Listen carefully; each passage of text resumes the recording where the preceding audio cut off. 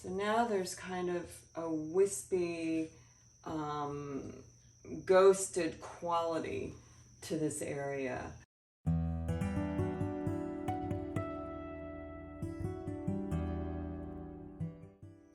Hey everyone, I'm Marianne Mitchell. Welcome to Whole Artist Mastery, which is about owning your authentic voice, making compelling work, and being the artist that you want to be.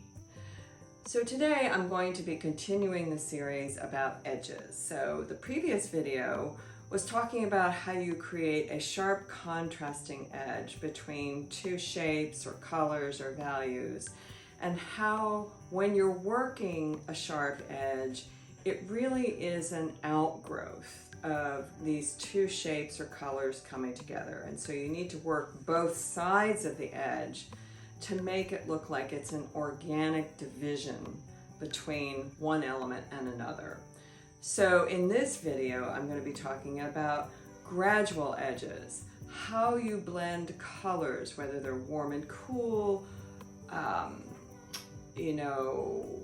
contrasting value or similar colors, so that you have a gradual experience of change in the painting as opposed to a sharp experience of change in the painting.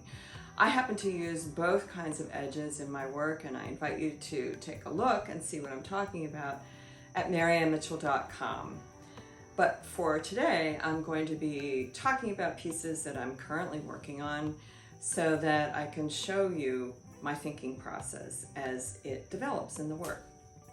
I'm working on this little piece here, and I want to use this as an example of how I have both a shape here that's more sharply defined and then an atmospheric quality above it with all of this warm and cool gray, yellow, blue, gray working together. And then right here, I have a very soft division, a concentrated area of this very light pearl gray. And then as it goes out, it diffuses and becomes less concentrated. And that's because the edges are somewhat defined and yet diffused and blended, so that there's a sense of a shape without it being, it's like an emerging shape as opposed to a fully defined shape like what's happening down here. So what I'm still contemplating is this little area down here, and what I'm going to show you is I'm just going to blend this sharp division between the red-violet and the blue-gray area by coming in with a little bit of the blue-gray over the red-violet and smushing it together. It's a very important painting term, smushing.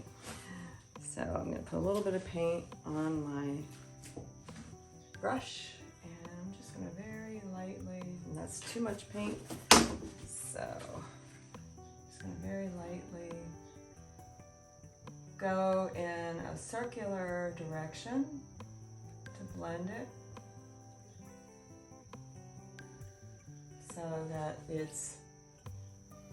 that the red violet has disappeared, but you can see little hints of it coming from behind, and I'm just using these little bristles on the edge like this, as opposed to going up and down or like this, to create these little marks, little wispy marks.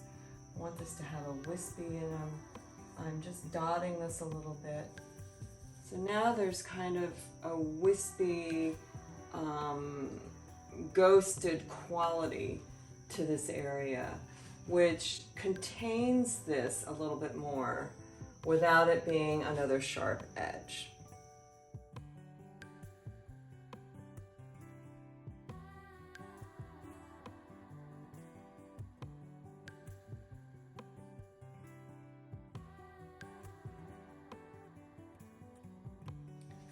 I'm going to go back into this painting now, and my plan, which always remember that when you plan something, it 100% of the time turns out differently.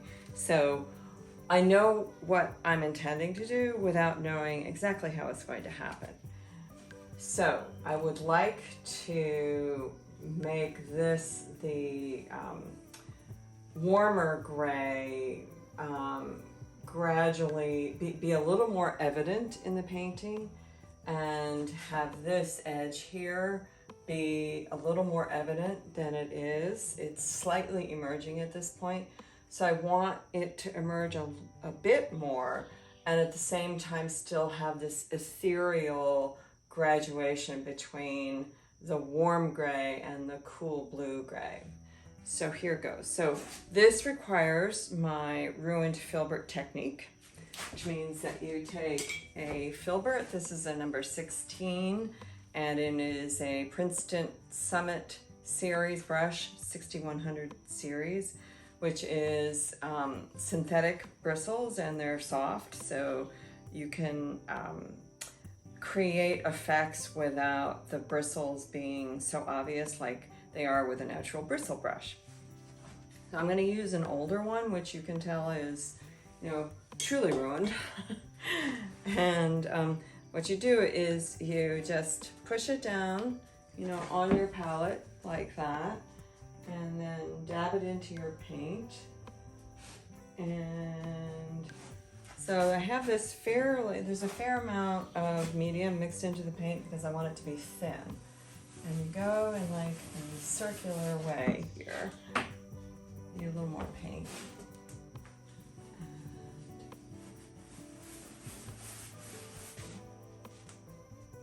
Going in this splayed circular motion is crucial to creating this ghosting quality, or in this case, I want to just bring out the edge a little bit more.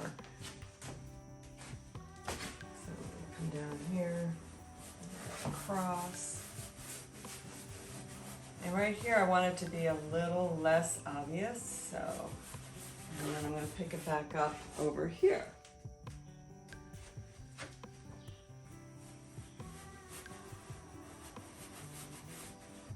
So I already have a very slight division between the blue and the gray. So I'm just following that already established division. Might change it. So let's see, it's a little too straight. So I can come in with my rag, and this is actually a dish towel from IKEA, $2 a pop. Highly recommend. It's a great painting rag. And you kind of ball it up so it's like a little pom-pom itself. And I'm just gonna dab this like this so that it's a little less obvious in here. And a crucial, at this point, what's crucial is for you to stand back and take a look at what you have. So I'm gonna stand back here. I am now about 6 feet away from the painting and can see much more of a division here. I almost feel like this is a little too strong. So I'm coming in here just to soften that a little bit more. And then I'm gonna stand back and take a look at it. And that's a little better. I'm going to do just a little bit more here. This, see, I'm rubbing this in a circular way, and now it's less evident, but still there's more of a value and warm and cool contrast between here and here than there was when I began.